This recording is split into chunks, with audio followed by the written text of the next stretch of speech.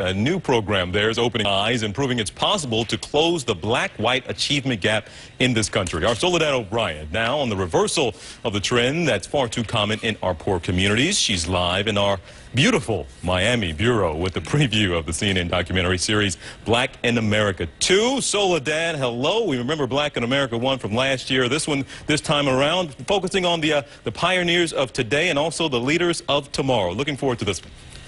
Well, thank you, TJ. Thank you very much. And as you mentioned, educators have really literally spent decades trying to figure out how you close that achievement gap, which is the academic performance difference between white and black and brown students.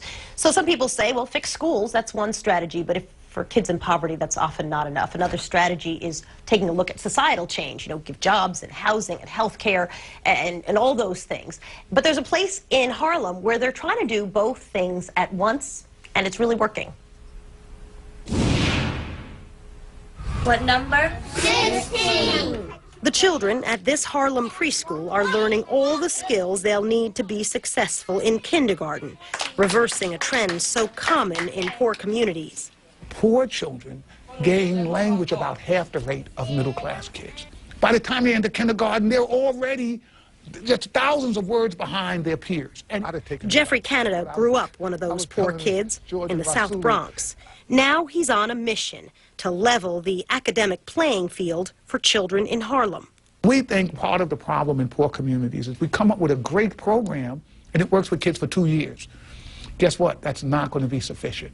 So Canada created the Harlem Children Zone, where kids are surrounded with a series of programs, including baby classes, preschools, charter schools, after-school programs, and tutoring for college students.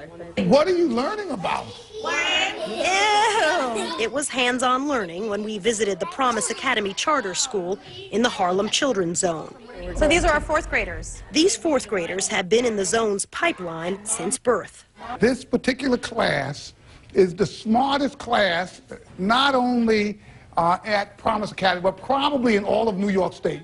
And he's got the numbers to prove it. Math and English scores that beat the city and state averages.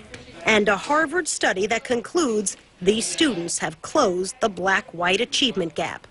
When I'm president of the United States of America, the first part of my plan to combat urban poverty will be to replicate the Harlem Children's Zone in 20 cities across the country. Canada says creating just one program on the same scale as the Harlem Children's Zone will take at least $35 million, a tall order during a tough economy. We think if you look at what the cost is not to do this well, these same communities, it's emergency room, it's special ed, it's jails and incarceration. It just doesn't make any sense. So you can front-end it or back-end it. That's exactly right. You're going to pay one way or the other. At least you end up with people who give you back more money than you've ever paid them. Now, President Obama has asked for $10 million in the 2010 budget for what he calls promise neighborhoods modeled after the Harlem Children's Zone. But as you heard by the math there, TJ, it's going to really require much more money than that. Canada says 60% of his funding comes from private sources. And if you think about how bad the economy is right now, he's really taking a hit. He's had to cut some staff. So far, he says he hasn't had to interrupt any programs that are serving his kids.